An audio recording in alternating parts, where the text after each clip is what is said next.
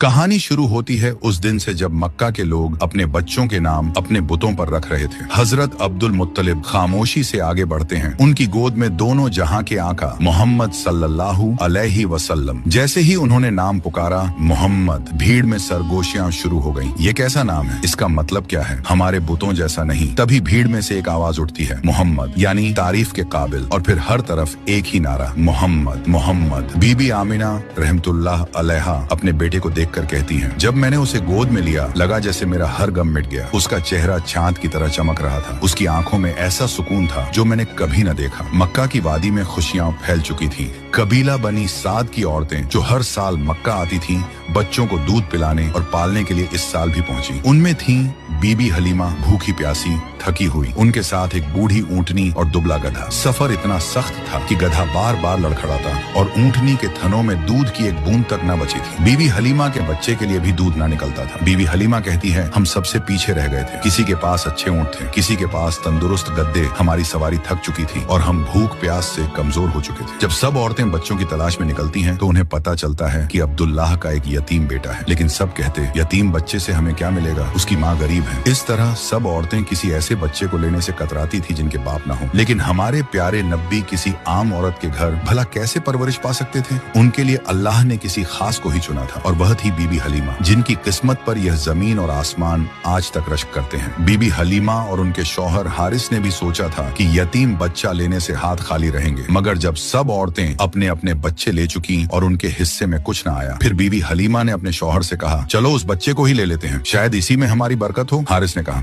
हाँ क्यों नहीं, शायद यही बच्चा हमारे नसीब बदल दे। और जब बीबी हलीमा बीबी आमिना रहमतुल्लाह अलैहा के घर पहुंची तो उन्होंने देखा और आगे क्या हुआ जानने के लिए पार्ट 2 जरूर देखें।